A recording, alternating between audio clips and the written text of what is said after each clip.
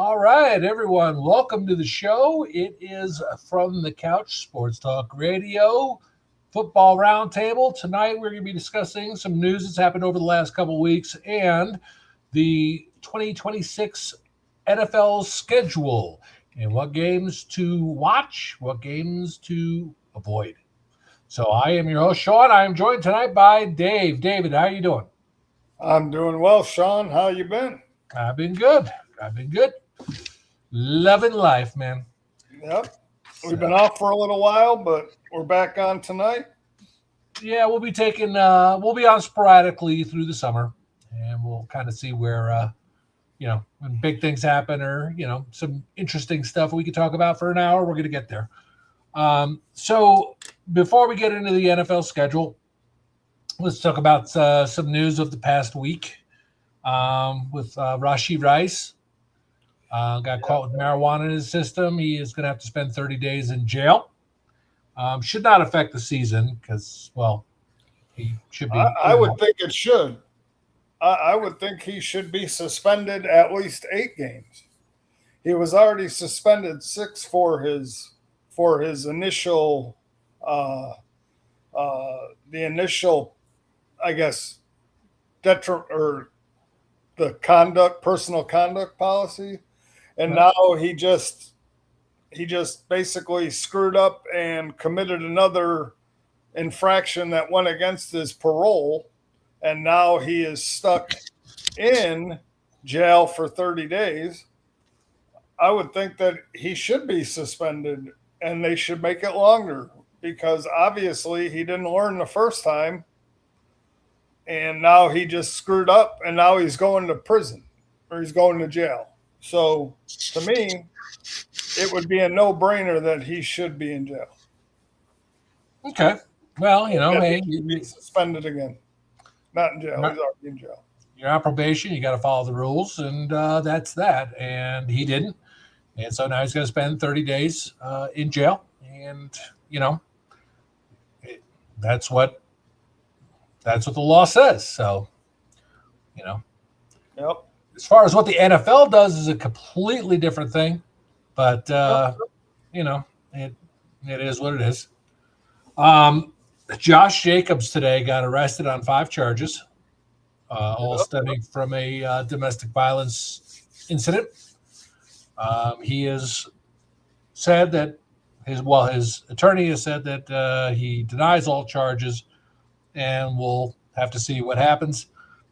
Obviously, this case won't come to court for quite a while, but so he'll be suspended in 2028. Probably. Yeah. It's, tough thing, and no one here supports domestic abuse. But it's crazy. Yeah. At the same time, these cases, a lot of times they can get kind of brushed under the rug. No, I don't think it'll be brushed under the rug. I think it'll happen. Again, I think the problem with the NFL, which, they've set precedent. And so same thing with Rashee Rice, the same thing with, Ray Rice and any of that. It's basically do what you got to do. We let the courts take care of it, and then we'll be the last ones to take care of it. So right. Until you're proven guilty, we're not going to take any action because we're not going to assume that you're guilty.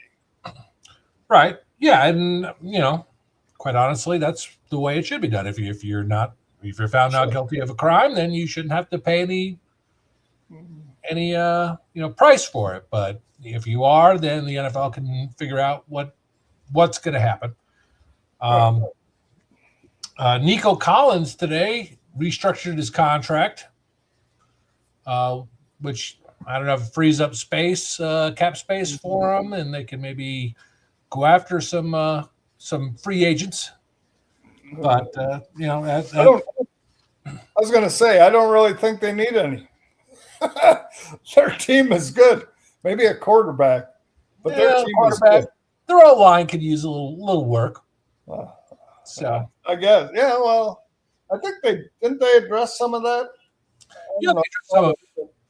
I just think it's funny. I look at that team, and from a defensive standpoint, they're stacked. They're just stacked. Yeah. Which is going to be a problem for a lot of teams this year if they can get their offense rolling. If they can get Tank Dell back, that's definitely going to help them. Are there any major news stories that you want to talk about, David, before we move on? I want to talk about your Jets for a minute. Okay. Not so much news stories, but just one thing that came out. I know they have an offer out to Russell Wilson, but they're really really high on this. What's his name? Cade Klubnik. Yep. And I mean, they might end up going into the season if he performs in the OTAs and in the training camp and mini camp. They might actually go into the season with this guy as the primary backup to Geno Smith. What do you think of that? Why not? Mm-hmm. I mean, the fact is, Jets grabbing Geno Smith and whatever. Then they do have a lot of weapons on offense.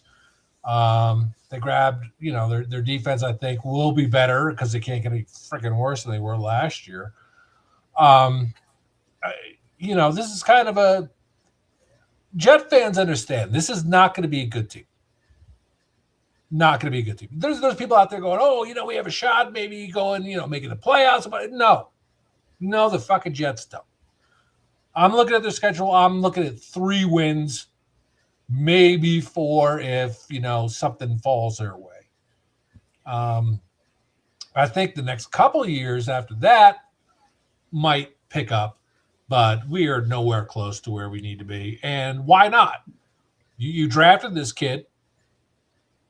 Would you be shocked at all to see him actually end up depending on how the Jets are doing, that maybe by week 6 or 7 that he's actually the starter? I mean, the way I look at it is if I'm the Jets and I'm going to get an early pick anyway, do I find out if I could potentially have a quarterback in my camp right now who I could potentially see as being that guy? And instead of having to waste a draft pick on a quarterback in the first round again, actually being able to do that? Oh, absolutely. Yeah. Why wouldn't you? I think Geno is going to not do great. I mean, I think he will do better than he did with the Raiders, but everyone's going on this whole Geno Smith thing, and Geno did have a good year with the Seahawks. Mm-hmm. Really good year. Is that going to translate to the Jets? I don't think so.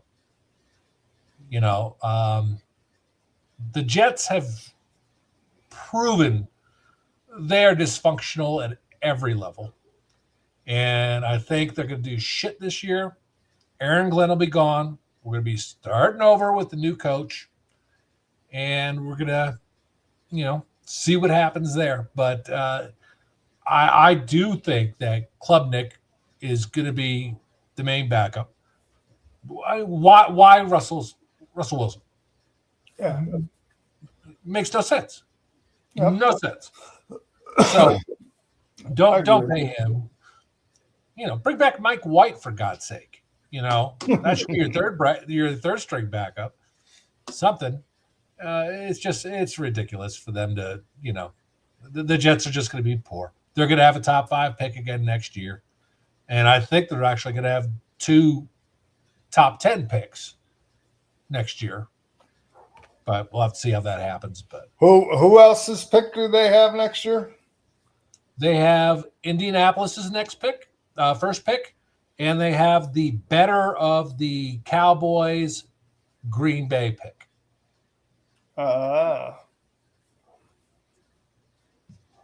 So we'll have to see what's going to happen there.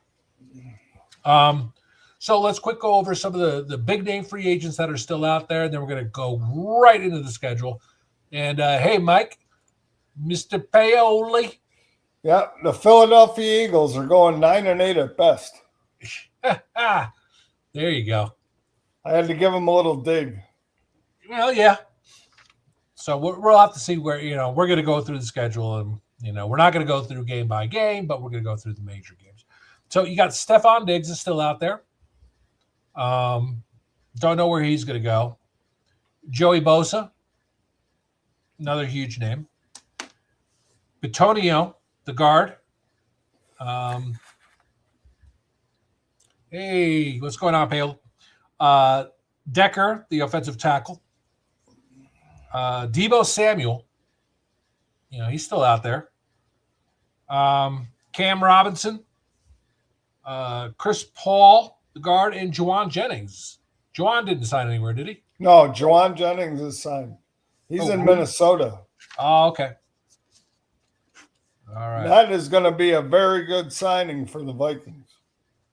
Yeah, but they still got a problem with quarterback. Oh, I don't care. I mean, look at it. Here's the thing. Kyler Murray's going to start in Minnesota. Kyler Murray, for all the crap that he's gotten, when he's had people around him and when he's actually had a team, he's been pretty good. And I'm not going to knock him just because he played in Arizona, and Arizona has been dysfunctional for years. And when you look at it, when you think about the receiving core, you got Justin Jefferson, who is a number one. You have Jordan Addison, who's a bona fide number 2. But what people fail to realize about Juwan Jennings, this makes this such an amazing signing for Minnesota. He was San Francisco's number 1 wide receiver last year, and they didn't have a supporting cast at all. I'm going to look at the Juwan Jennings signing, maybe not the flash and everything, but I'm looking at the Juwan Jennings signing as basically a George Pickens in Dallas signing to what Juwan Jennings is going to give Minnesota. Just because when you have 2 wide receiver ones, a 1A and a 1B, then you have Addison, that offense is going to be, if they can get their running game on track, and if Murray can give them time and do that, I think that offense is going to be sneaky good, especially in the NFC North. It's going to be tough. Yeah, the NFC North is a tough division this year. Yep. That it is impressive having those 3 receivers, and they got a great tight end. So they got a good team. It's just going to depend on the quarterback play. Yep. With that being said, Deebo Samuel, where would you see him going? And a lot of people are saying San Francisco. I don't think so. I don't think Frisco.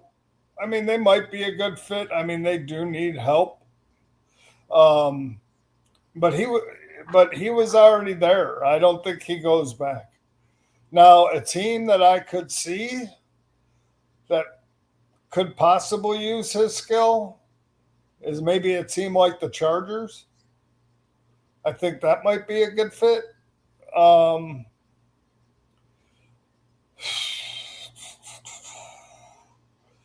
Again, if you're just looking for somebody, who wants a paycheck or if he wants to win, but somebody who can help an offense, even though they're really not going anywhere, obviously, Miami is a good fit. They need wide receiver help. I mean, the wide.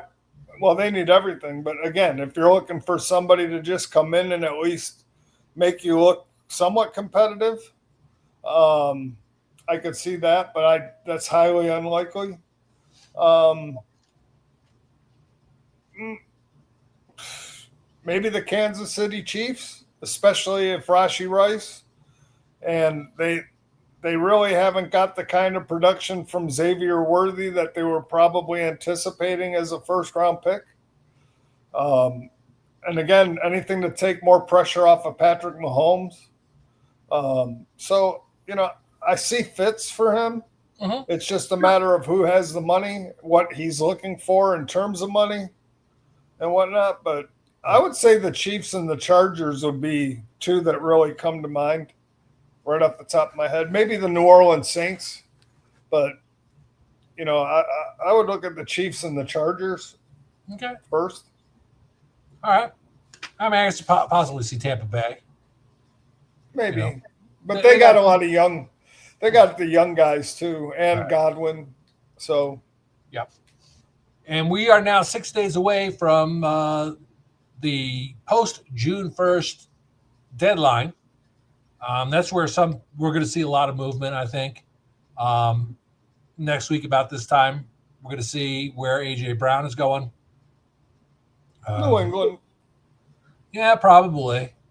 But, you don't know. But so we got a week to go, a little less than a week to go to see, who's going to move and who's going to do what. All right, so let's get into the 2026 NFL schedule.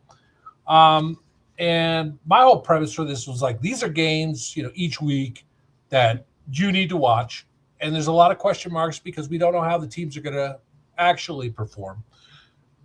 Teams that did not really make this list at all: Arizona, Atlanta,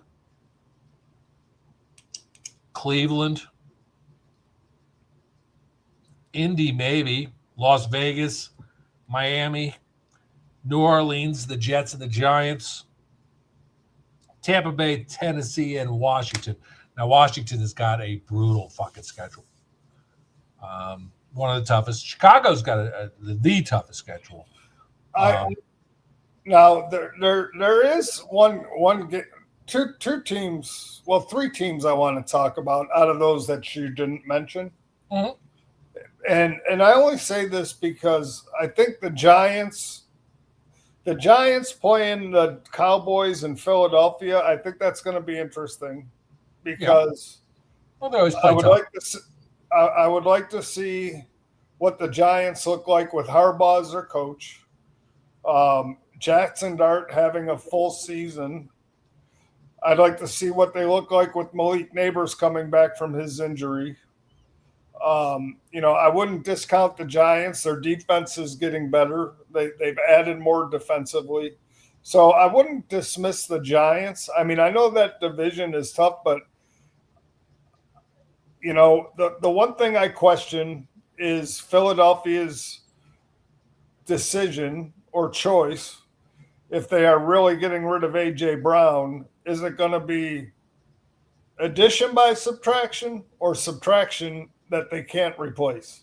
And that's going to be the interesting thing for me when it comes to Philadelphia. And again, to your point about earlier, said Deebo Samuel type player. If they get rid of A.J. Brown, that could be a place where you see maybe a Deebo Samuel going, or a Keenan Allen who's not signed yet.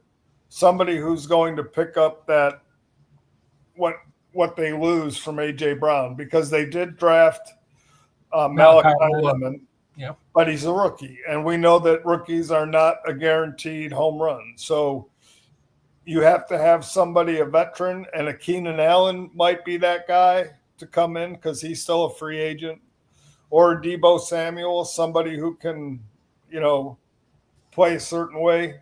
Sure. So we'll see. All righty. Okay. Well, that being said, let's get into.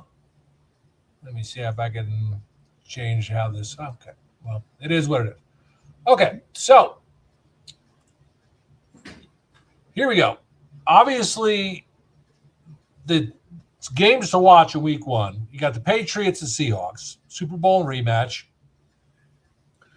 I think this says a lot. This is going to say a lot about who the Patriots are. The Patriots are going through a lot of shit right now. Ridiculous.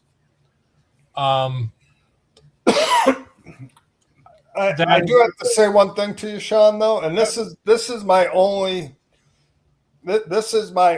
gripe with this schedule, and I say it being a Bills fan, but I say it in general.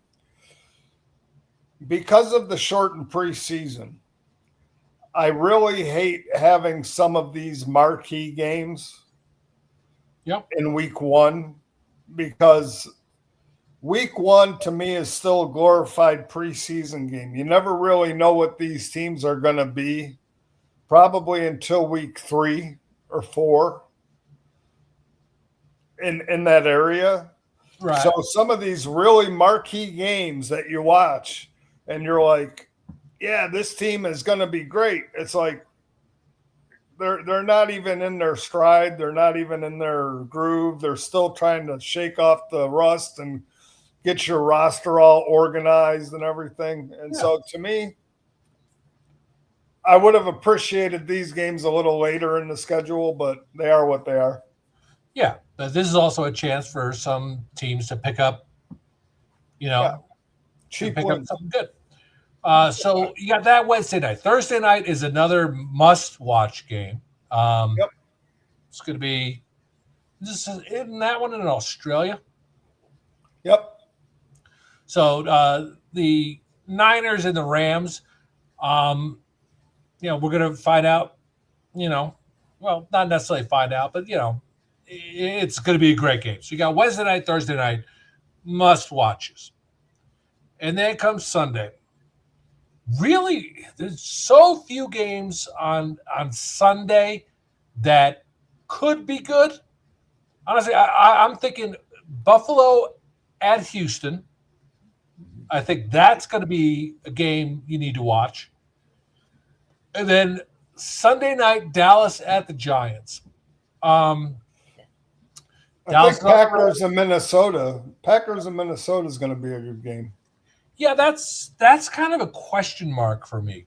And obviously you want to watch that game just so we can see who's going to be kind of for real. I understand week 1 and you're not getting there, but if the Packers get blown out, I think that's going to set up a lot of, flags for the people who like the Packers. So you got basically the Wednesday and Thursday night games. And then you got the one game in the morning on Sunday, one game in the afternoon, then the Sunday night, I think you got to watch it. And then Monday night that's going to be a good game. Denver at Kansas. Well, it's going to be a good game if Patrick Mahomes starts. Correct. Otherwise, it's going to be Bo Nix versus Justin Jefferson or Justin, whatever. Yeah, Justin Fields. Justin Fields. At least we have 2 games, and then on Sunday you got 3 games you should watch, and Monday night should be hopefully good if Mahomes is back, but it is still really now there is a game I'm interested in that's not those, and I want to see Baltimore and Indianapolis because number one, I want to see if Daniel Jones is back from his injury. I don't know if he will be or not, but if he is back, I want to see how he looks. Also, I want to see Baltimore, especially with the new coach, and also with the fact that bringing Jesse Minter in, the head coach, but now they're going to be replacing Tyler Linderbaum, the center. I want to see if their running game suffers, if the new center that they have can hold up and can allow the basically that offense to continue to perform in the manner that they have. I want to see what they do with the new wide receivers? Are they going to open up Lamar Jackson to throw the ball more? Are they going to use the play action? Are they going to allow, Lamar Jackson a little more freedom to run because last year it seemed like, whether it was by design or whether it was his choice, but he seemed, and I think he might have gotten injured early in the season. So I don't think that he wanted to run as much as we've seen Lamar do as often. So I want to really see what that game looks like and how Baltimore is going to adapt to Jesse Minter as their head coach without Harbaugh after all this time. And I also want to see what Indianapolis does. They've traded Pittman. Is Daniel Jones going to be back? How that offense and defense look, especially with Tyler Linderbaum gone. Are they going to be able to put pressure up the middle on Lamar, force him to move, force the running game off? I think that's going to be an interesting game as well. Okay. Yeah. And the only other notable game here, and it's not really even notable, I don't think it's a game it's a must watch. It's a game just check out the highlights. Jets and Titans, just because it's the old coach. But honestly, it's just shit on shit. So, keep an eye on it, but it's, oh my God, if the Jets win, they beat their old coach. Nobody fucking cares. So, all right, so let's go on to week 2. And okay, Detroit at Buffalo to start it off on Thursday night. That is a game. Mm-hmm. Gotta watch it. Other games we're going to watch are Cincinnati at Houston. See, now this is where we're going to get into some of these question mark teams. Minnesota, Cincinnati, Pittsburgh. Are these teams going to be for real this year, or are they just going to collapse and be back to the same old shit they always were? Well, again, I think the thing about Houston, and they opened up at Buffalo, then they go to Cincinnati. I think the one thing about both those games that's going to be very telling about Houston. We've talked about their defense. We know what their defense can do. Their defense is incredible. But they're also coming and they're opening up the year playing 2 of the top offenses in the league. Is the offense, especially early in the season, and this is what I mean, are the offenses going to be able to match up against the defense, or is the defense going to be ahead of the offense? And is that going to favor the Houston Texans from that standpoint, or is it going to favor the offensive teams like Buffalo and Cincinnati? And that's what I'm really interested in seeing. Who has the upper hand early? Is it the offense? And again, I say this because, again, with Cincinnati and Buffalo, over the last 5 years, they're both high-scoring offenses. It doesn't take them long to get the ball rolling offensively. Right. So again, and Cincinnati's pretty much bringing back the same core offensive group.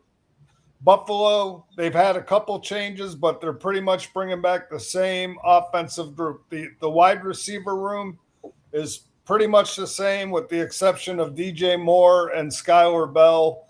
I don't know what either one of them are going to do on that team, but for the most part, that's all intact.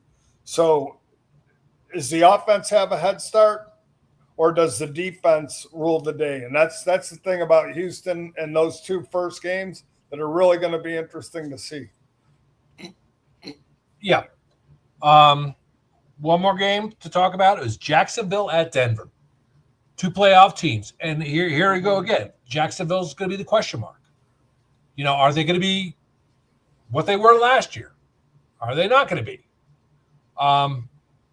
David, what are your thoughts on that one? And then answer Pamela's question. Yeah, Jacksonville and Denver. Oh, that's going to be a great game. I think, again, they're playing in Denver, but it's early. I'm interested to see what how Jacksonville looks minus Travis Etienne. I mean, regardless of what anybody says, Etienne was a major contributor last year in that offense and was very helpful in Jacksonville's ability to spring the long plays and so on and so forth. I know they've talked about Travis Hunter not being used as much on offense, but I don't think they've done enough to replace him. You know, Brian Thomas Jr. has to come back and perform to what he did 2 years ago. I think that's going to be key to Jacksonville's success. I do think Travis Hunter will figure and be used offensively more than what they said. And again, to Denver's point, J.K. Dobbins is going to be healthy. R.J. Harvey's going to be healthy. They added Jalen Waddle. That offense should be more prolific. Their defense played outstanding. They lost Jim Leonard, but they still kept Vance Joseph. So again, that is going to be a good game, a good measuring stick early to find out where those teams are. I'm really, like I said, interested in Jacksonville's running game to find out with the loss of ETN if they have the guys on that team to replace him. As for Mike's question, being an Eagles fan, I've learned no matter if we have an easy schedule or not, people are going to hate on us and talk shit no matter the record. You know, I'm not talking shit on the Eagles, Mike. The thing that I'll find interesting, again, it was kind of like my argument when Stephon Diggs was traded from Buffalo. Is it addition by subtraction? Does the offense keep its same level of play? Do we see more Saquon Barkley than we did last year? Does Saquon bounce back from the off year he had last year? You know, what are they going to do once A.J. Brown is gone? Who are they going to sign to replace him? Is a guy like Keenan Allen, and give me your thoughts, Mike, is a guy like Keenan Allen, a veteran, come in and play? Do they sign a Deebo Samuel? Is there another wide receiver out there that they bring in to pick up the slack? Because you're going to have Devonta Smith and you're going to have Malachi Lemon. And we know that wide receivers in the rookie class or in the rookie year are not 100% guaranteed. So, you know, I'm curious what your opinion is about that. And that's what I look to see. Defensively, I think the Eagles are going to be a sound defensive team. You know, I look at their offenses where the question mark's going to be, especially once A.J. Brown is gone. Yep, absolutely. All right, we're going to and you know, honestly, for the rest of the week 2, there could be good games, but I don't see anything that like we have to watch this game. Who do the Giants play Monday night? The Rams. That could be a good game. No, it won't be. At Rams? No. I don't know. Okay. Well, we're going to go on to week 3. And this is a good week, actually. I did forget about your picking up. I don't care about Elijah Moore, but I forgot you did pick up Hollywood Brown. So that might be a sneaky good pick, but I forgot about the Hollywood Brown pickup. But Elijah Moore, yeah, he's a number 4 or 5. Yeah. So and Octavian Wicks. Go ahead. Okay, so week 3, we got Baltimore at Dallas. That's going to be a good game. Mm-hmm. Buffalo at the Chargers. That's where we're going to see if the rubber meets the road there for the Chargers, in my belief. Chicago plays Philly, so Philly at Chicago. That should be a good game. Yep. And Cincinnati at Pittsburgh, it's always those AFC North matchups. And I think by week 3, we're going to know who these 2 teams are. And I know it's early or whatever. That's going to be huge. We got Denver at home against the Rams. That's going to be a good game. Yep. And then That will be. Jacksonville is home against New England. Yeah, Those- that's going to be a good game. Yeah. That, Week 3 is loaded. yeah, week 3. I'm not seeing any other games here that are like jump off like, okay, this is a game you need to pay attention to. You know, I'm telling you, you know, I look at the first 3 games of Minnesota, and the first 2 are in the division, and then they got Tampa Bay on the road. From a division standpoint and a conference standpoint, these first 3 weeks for Minnesota could be huge. Yeah. Oh, absolutely. Yeah, they got Green Bay at Chicago, then they're at Tampa. Yeah, I mean, the Vikings, if everything comes together for the Vikings, they could be sitting pretty good in both their division and the conference after week 3. Yeah. And they'll have to, again, shake it out. But, now we're week 3. Now we're really seeing who teams are. And when we go to week 4, it's another pretty good week. Mm-hmm. So the games, you got New England at Buffalo. That's going to be a huge game. Yep. We got Jacksonville at Cincinnati. That's huge. Yep. The Battle of Texas. Houston at Dallas. Wow. Dallas is at Houston. Oh, yeah. Dallas is at Houston. I apologize. Mm-hmm. No, you're fine. Denver is at San Francisco. That could be a tough game. And then the Rams at Philly. I mean, those are... And the Lions play Chicago? No, who do they play? No, Lions are at Carolina. Oh, I'm sorry. Yeah, I can't see it in the chat thing, but that's fine. I gotta, I'm gonna no, that's fine. You can leave it up, but I'm telling you, not because I'm a Buffalo fan, but the first 4 weeks of the season are crucial for Buffalo, and I look at it like this: they're switching their defensive scheme, and that's what I'm really interested in. I'm interested to see what this defense is going to be about, and I'm not going to get all upset or whatever, because I want to know what type. Like, for the last 9 years, we've had Sean McDermott's defense, and most of those years, outside of the playoffs, they played pretty well. You knew what to expect. You knew the adjustments would come. You knew basically how everything was going to lay out. The facts are, you don't know what Jim Leonard's offense is going to be. You don't know if it's going to be an attacking offense, where the blitzes are coming from, if he's going to play man, if he's going to do that. And that's what I'm interested in. So not just because I'm a Bills fan, but because of the difference and because of the different style and defense. Just like I'm curious about what the Giants are going to do, what Baltimore is going to do, what all these teams with new head coaches and new philosophies are going to be doing. Do they have the players that can fit the style that they're trying to play? Are they trying to fit round holes or square pegs and round holes, or vice versa? So that's what's going to be really interesting in the first couple of weeks of the season. Sure.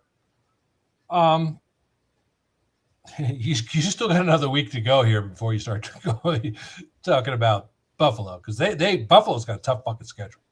Oh yeah, they do. I love the Rams at Philly. I think that's going to be huge, because that honestly, I was high on the Rams last year. I am higher on the Rams this year. Yep.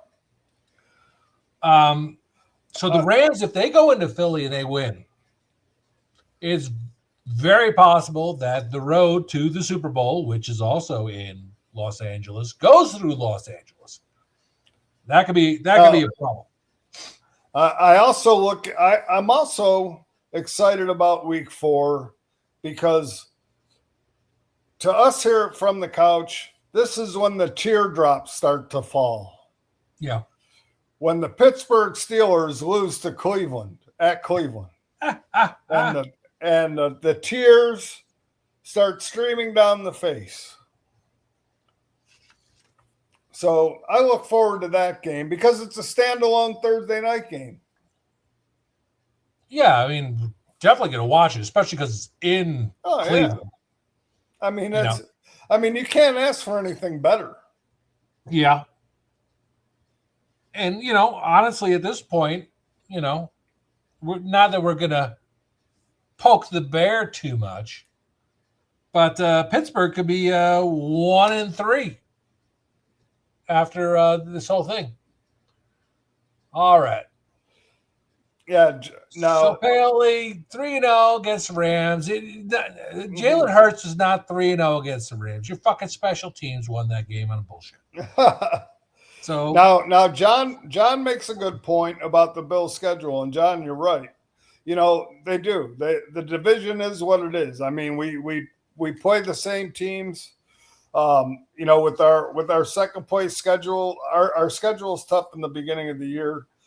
Again, I think the biggest thing from a Bills standpoint, John, is because of our new defense, because of our new coordinator. I think that's going to be where we have to see how that gels.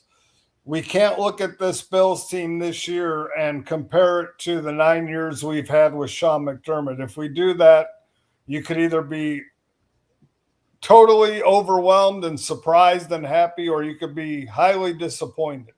And so that's why I want to see what identity this defense brings. Like I said, that is where I think a lot of Bills fans make the mistake. We had a coach and we had Jim Schwartz as our defensive coordinator. We went out and we hired Rex Ryan. We fired Jim Schwartz and we played Rex Ryan's defense, and we did not have the horses in the stable to run and play Rex Ryan's defense. And that was huge, and that cost us. Well, and sure, exactly, John. We didn't see that because we had a lot of injuries defensively, but that can happen any year. So I'm just saying that the Buffalo Bills and their new defense is going to be key to what they do this year. Offensively, we don't have an issue. It's our defense that we have to worry about. All right, so we're going to go on to week 5. So here we are. So Buffalo at the Rams. Monday Night Football. That is a huge game right there. So now you're Buffalo has 5 huge games in the beginning of the year. Yeah, literally, you could be 0-5, maybe 2-3. I mean, I think it'll be. Yeah, I mean, it's crazy. I've said this. If Buffalo can get out of this, if Buffalo can get out of this portion of the schedule at 3-2, I'd be happy. Yeah, I will take a winning record out of this schedule. Yeah, because this is a brutal fucking schedule. Mm-hmm. Other games we got to watch in week 5, of course, Chicago at Green Bay. I mean, that's oh yeah, again, classic. Denver at the Chargers. Yep, huge division game. Yep, and again, and the thing about it, all of these AFC West teams, how many games are you going to rack up? I mean, you don't know when Patrick Mahomes is coming back. So if you're an AFC West team, You want to rack up them wins early before he comes back and wrecks your day. Yeah, absolutely. You got Jacksonville. Philly at Jacksonville. Mm-hmm. That could be a good game. And then San Francisco at Seattle. Week 1 we're going at it, and here we are, week 5. Boom, we're going at it again. Yep. Is Seattle the team they were last year? I don't believe so. Are they a good team? Yes, absolutely. And anyone who's like, "Oh, Seattle's they're going to have a tremendous fall," I think they're going to have the Super Bowl hangover. I don't think they make it back there, but it is what it is, and that's going to be a great game.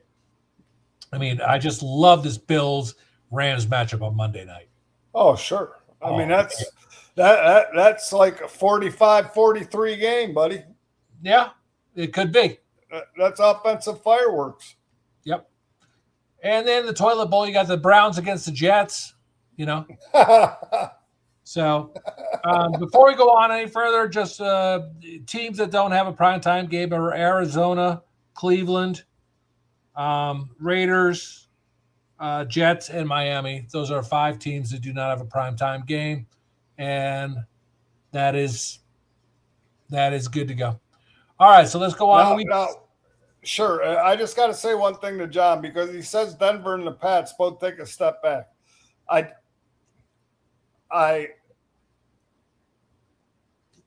don't know if it's so much that they take a step back. Again, I think it's who takes a step forward. Denver's done a lot in the offseason to improve offensively. They got Jalen Waddle. Now they have 2 number 1 wide receivers in that offense to help Bo Nix. They got their complement of running backs. J.K. Dobbins is back. R.J. Harvey's back. They drafted a couple tight ends to run 12 personnel. Defensively, they're still good. They still have Vance Joseph. He's still their coordinator. I don't necessarily get that up there. Sorry. There are, I get it, John. The schedule is what it is. But, I look at those teams, both those teams, as who's going to step up. Who is Buffalo going to make that step back up? I'm not worried about Miami and the Jets this year, but is Buffalo going to step up to the Patriots?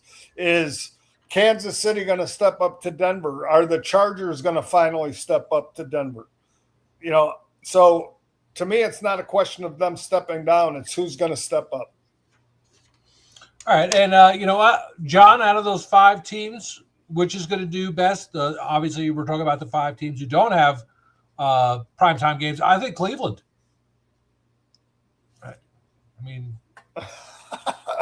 No, Jeffrey, I'm not going to read the Facebook post that you posted of me dancing in my Woody Halloween costume, you jerk. All right. So with that being said, Anthony, they're not going to flex a week 5 Sunday night game. No. No. They won't start flexing until maybe week 16. And they won't. It's the Sunday night, unless you were being a wise ass, which, if you were, thumbs up, my friend. So, oh, geez, here we go again. Do you think Harry Goldman signs a safety before the season? So, yeah, he probably will. Yeah. Yeah, I don't think they can't flex any games until after Thanksgiving. Yeah, and there's a couple of safeties out there, Paoli, that can do it. Okay, so let's go to week 6. So not a lot of crazy games this week, but you got Dallas at Denver. Seattle at Denver is going to be a good game. Yeah, I was going to get there. Seattle at Denver, that's going to be huge. Dallas at Green Bay. Kansas City at the Chargers. Is Mahomes back at this point? Is he not? I think he should be back by this point. Yeah. And I mean, if they go through the first 5 weeks of the season without Justin Fields, they lose at Denver. They could possibly beat Indy at home, then go to Miami and win, at Las Vegas and win, bye week, and now Chargers. So they could be sitting at 4-1, and now all of a sudden Mahomes is back. They're going for it, and now it's trouble for the AFC West. I got my tickets to the Bills and the Raiders game, so I'll be at that game. Bills, Raiders? Yep. Oh, I'll be in Sin City for that one. I'm sorry to hear that. Like the Jets are playing in Arizona. I'm not going to watch them. You know what sucks about the Bills schedule? And I really wouldn't be surprised if the Bills decided to stay out west. They got to play Monday night in LA, and then they got to turn around and play Vegas the following week in 6 days. I would not be surprised if they stay out west for practice.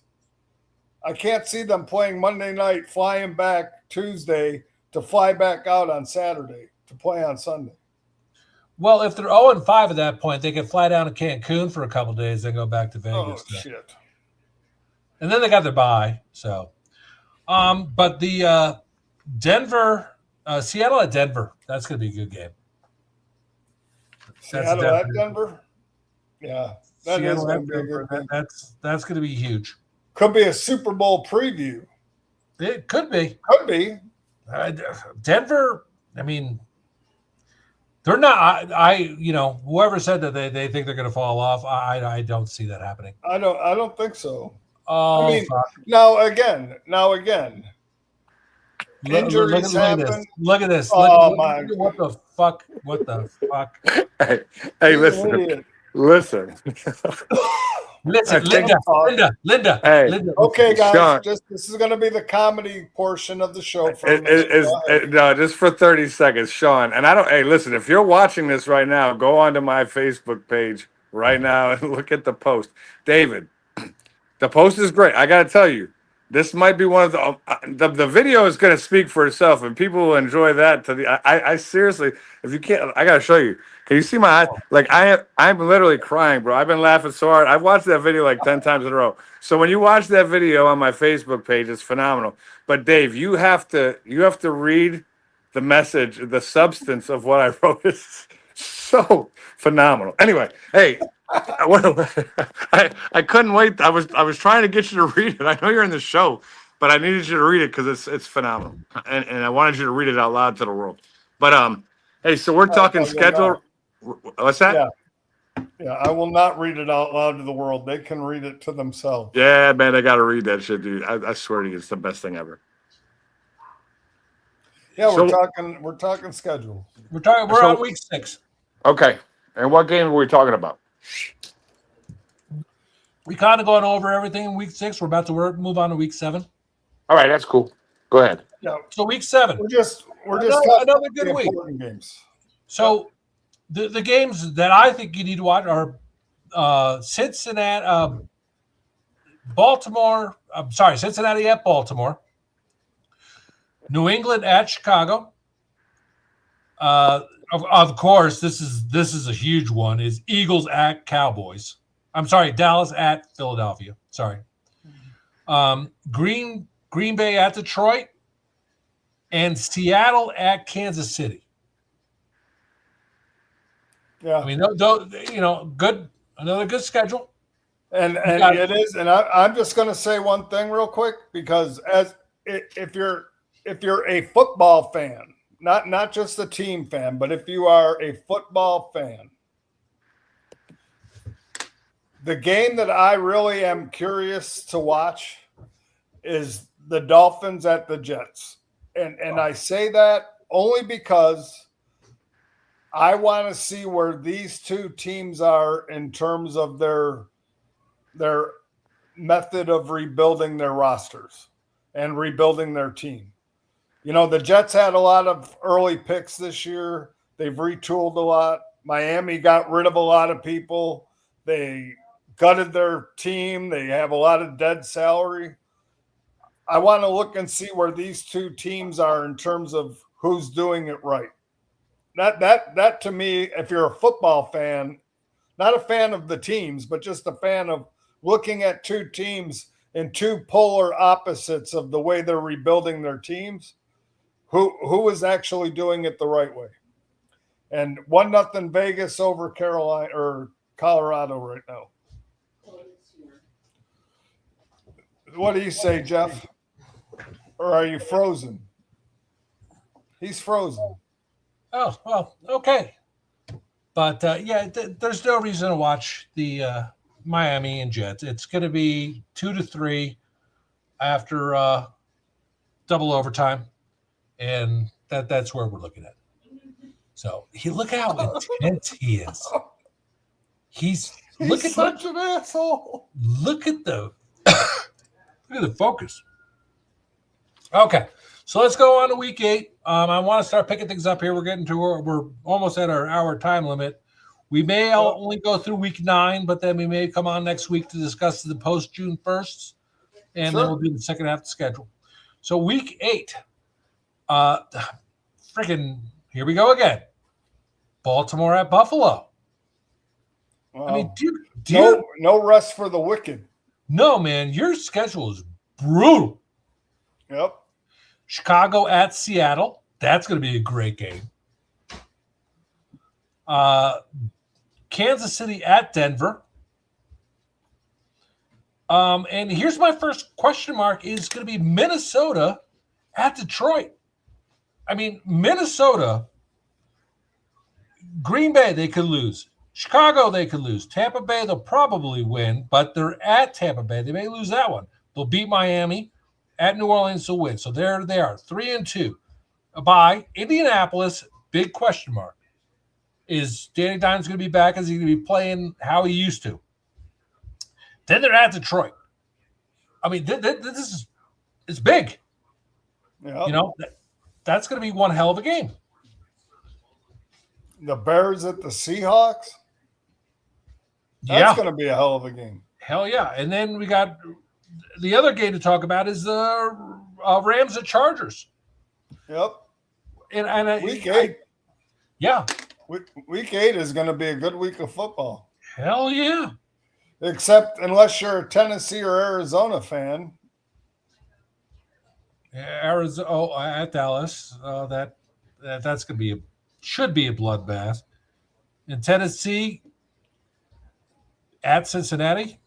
And week 8 is going to be another crocodile tear game for the Pittsburgh Steelers. Pittsburgh's another one of these. I only have 3 games that are must-watches for Pittsburgh, honestly. You know. I mean, other than the fact that it's the Aaron Rodgers farewell tour. Yeah. Which is about 3 years too late. But other than that. The only thing that sucks here is that Pittsburgh doesn't play Green Bay. And the only team Aaron Rodgers hasn't beaten is Green Bay. True. That would have been a great thing. But, I mean, Baltimore at Buffalo. I mean, now we're talking, you know, last year, great game. I don't think the Rams, because the Rams are in Australia and the Rams I think are the home team, John. So I don't think the Rams have an extra home game. I think the Chargers have 9, but the Rams only have 8 because they're the home team for the first week in Australia. Yeah. And technically the Chargers are at the Rams. Oh, yeah, that's right. They both play. They play in the same stadium. I forgot, don't they? Yeah. So it just depends on whose season tickets rule over whose season tickets. So, but again, I gotta say before we go on to week 9, and then we're gonna stop, and then next week we're gonna come back and talk about post June 1st trades, and then weeks 10 through 18. This is a really good NFL schedule.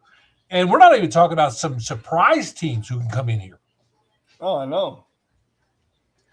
So here we go for week 9.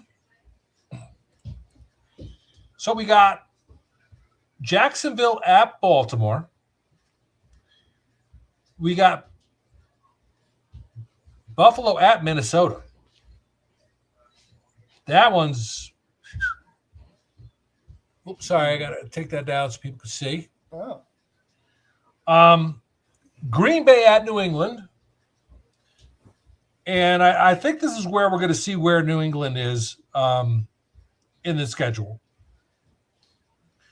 Then we got Houston at the Chargers. And I don't have much else for this week. 9 is pretty good. It gets weak for a couple of weeks here. Let me see. Again, I think you got the Colts and the Cowboys will be good. Jacksonville at Baltimore really could be a good game, depending on where they're at. So, again, Jacksonville's one of those teams where, they played well last year. Did they play well because the division was so bad? Did they play well because their schedule? You got to remember they're in the AFC South, and until Daniel Jones got hurt, Jacksonville wasn't even going to sniff the playoffs. Mm-hmm. After Daniel Jones got hurt, the Colts lost 6 games in a row. Otherwise, Jacksonville wasn't even getting in that playoffs. So, was Jacksonville just a paper tiger? Are they for real? And then they lose Travis Etienne, who was probably one of their most explosive players on their offense. So that's going to be interesting. Just real quick, David, are you high? What? Are you high right now? Why? Jacksonville was 13-4. Exactly. That's how good they were. Because you were saying they weren't even sniffing the playoffs until the Colts lost. They were fucking what the fuck? They were 13-4. That's true. Okay, I'm just I forgot their record, but I remember. But they were still in second place to the Colts. I mean, that's how close. That's how good the Colts were. Well, yeah, the Colts were 7-1, and they should have been 8-0. Yeah. Except that asshole dropped the ball before he crossed the goal line, the finish line. Jesus Christ! And that's why they lost to the Rams. But I'll tell you, and it was like, and then you think about it. If Jacksonville's a wild card team at 13-4, I mean, the whole playoffs would have been. The whole playoffs would have been flipped. Possibly. I think that Indy was just playing out their ass.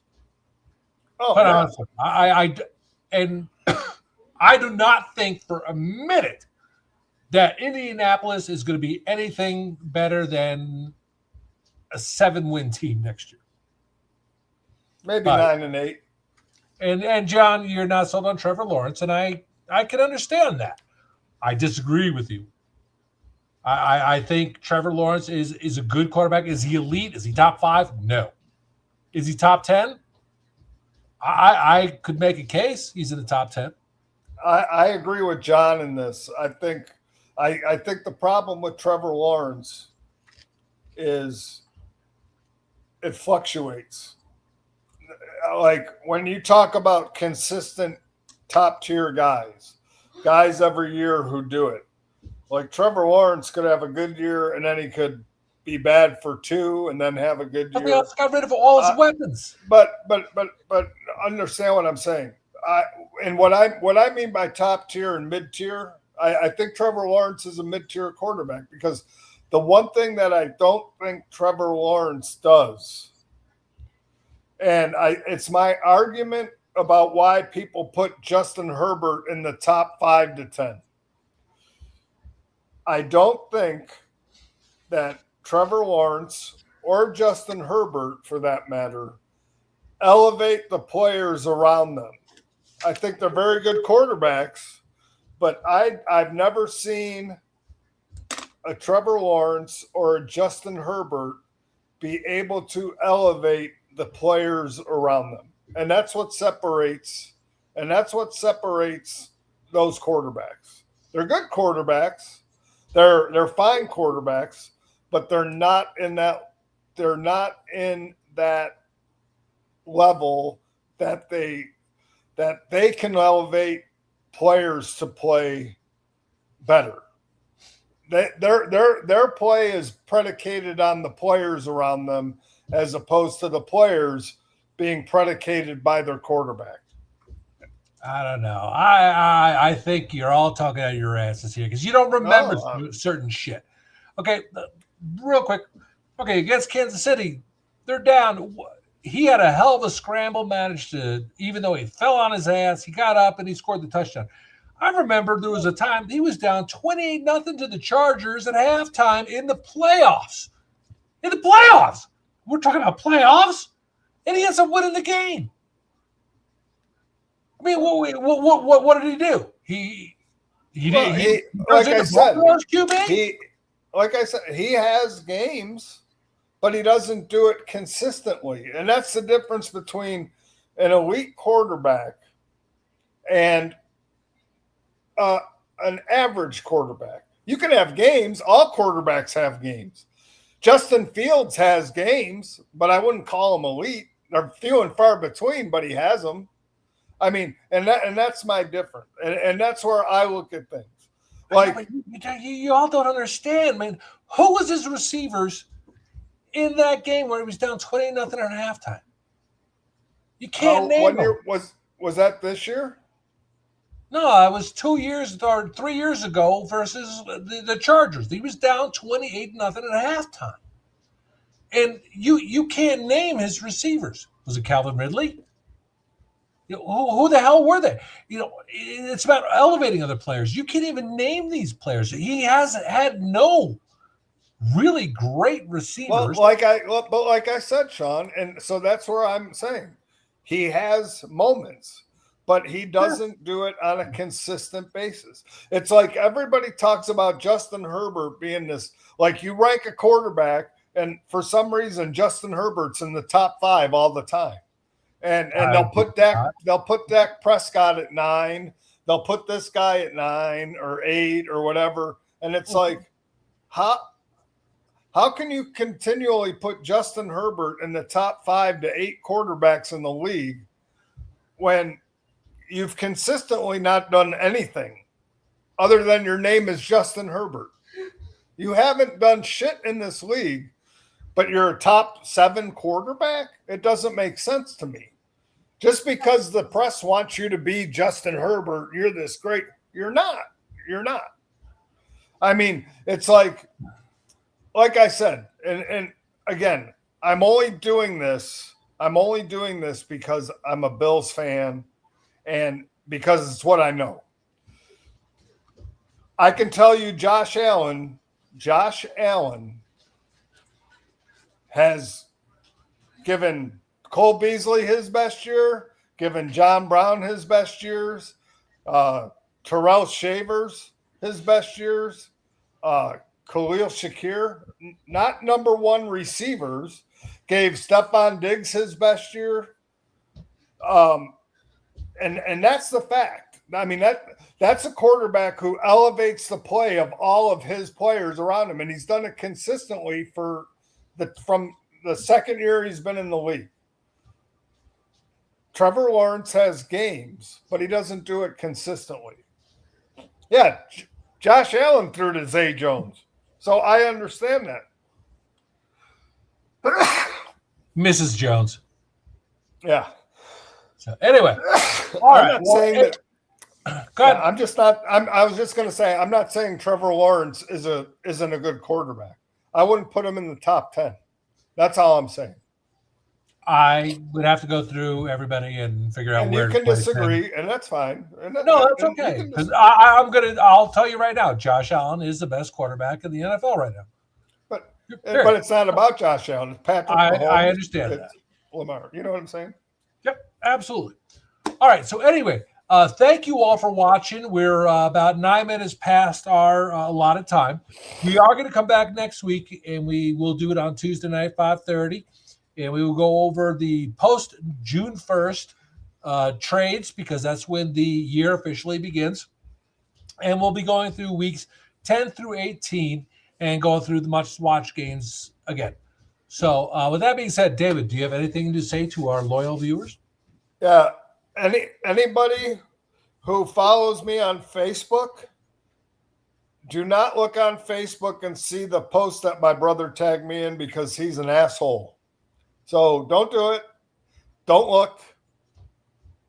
It was AI generated. Yes, I did dress up as Woody for Halloween, but everything else is AI, because if my body could move the way AI makes me move, just don't do it. Other than that, thank you all for tuning in. It was a great show. Thanks for all the questions. Thanks for all the comments. We appreciate them. Keep them coming.